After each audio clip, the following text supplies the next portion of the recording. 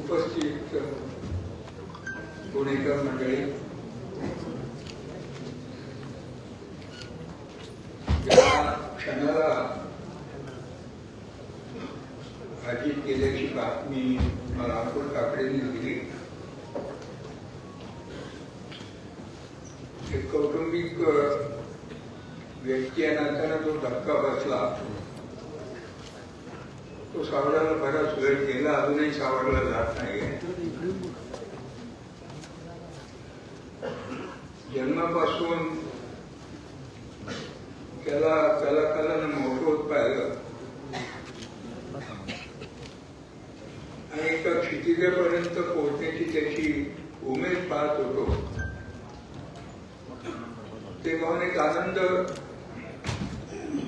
सगळ्याच कुटुंबाला होता, मला देखील होता. 1958 साली पवार साहेबांचा माझा परिचय झाला आणि 59 साली अजितचा जन्म. तर जन्मापासून घरी त्यांचे जाणं असल्यामुळं त्याची वाटचाल दिसत होती. शाळा झाली, कॉलेज झालं.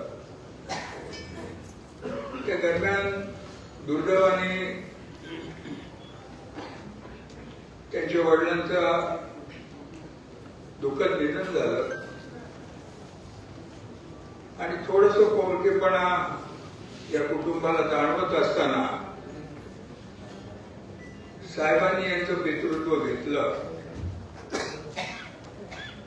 आणि साहेबांनी जाणवलं, ओळखलं की अजितला सामाजिक कामाची आवड आहे.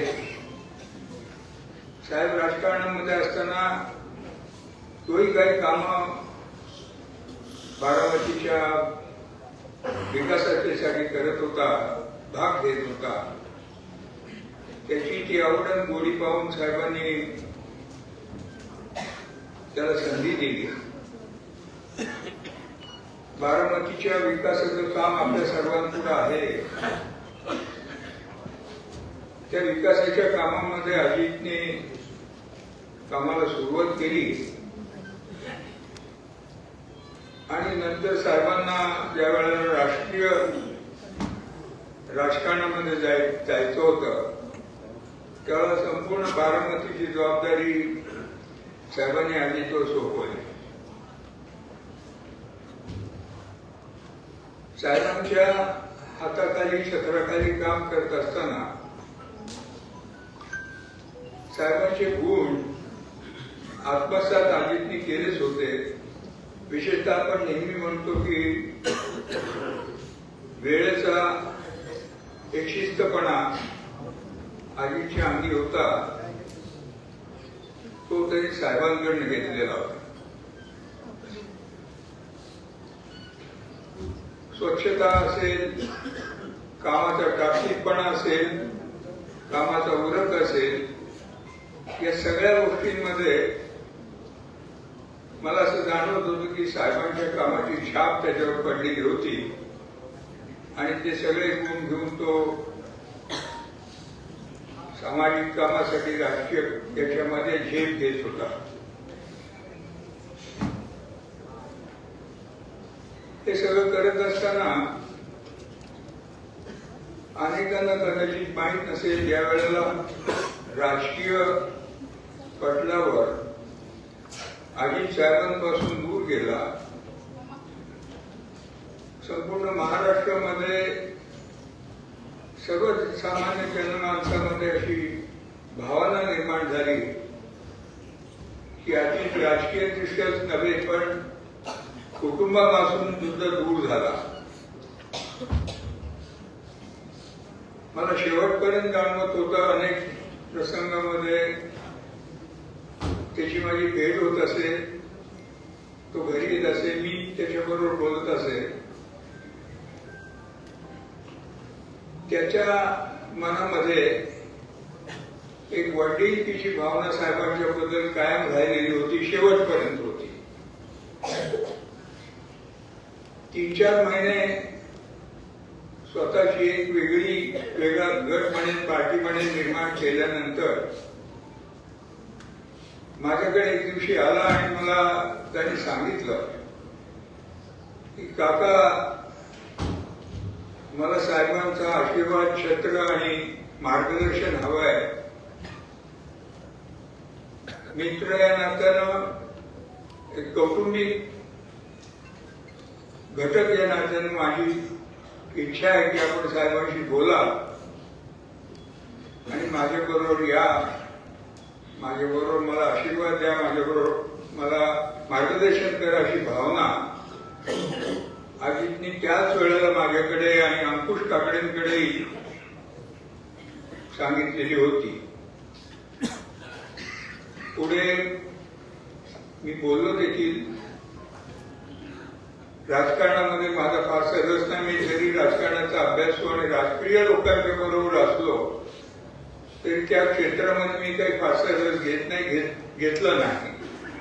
परंतु कौटुंबिक व्यक्ती या नात्यानं त्याची जडणघडण पाहणं, त्यात पाहत राहणं आणि काही वाटेल तसं मला स्वतःला वाटलं तर त्याला मी खडे बोलही देत असो, ऐकत असे तो. असं हे व्यक्तिमत्व, जसं आपण पाहतो की सगळ्या महाराष्ट्राला त्याचं दुःख दिसते, जाणवत आहे आणि अजूनही त्या दुःखातून आपण कोणीही सावरले जात नाही. त्याही पलीकडे जाऊन कुटुंबाला जो एक धक्का बसलाय तो फारच मोठा आहे. मी आजच बारामतीहून साहेबांबरोबर मीटिंग करून आलो आहे. पार्थ आणि जय, आजीची दोन्ही मुलं आमच्या बरोबर होती. सावरण्याचा आम्ही प्रयत्न करतो आहोत. अशा वेळेला आपल्या सर्वांची एक जबाबदारी राहील की या कुटुंबाला आपल्याला पोरकेपणा कुठं जाणवू द्यायचं नाहीये. त्यासाठी जे काही आपल्याला करता येईल त्यांच्यासाठी ते आपण करूया. कर्तृत्ववान आहेत मुलं देखील.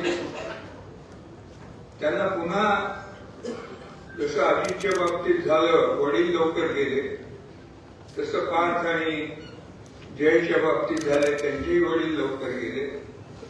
अशा वेळेला आता त्यांना कौटुंबिक आधाराची पण गरज आहे की आमच्यासारखे लोक देण्याचा प्रयत्न करतायत. परंतु कुटुंबाचा झालेला हा जो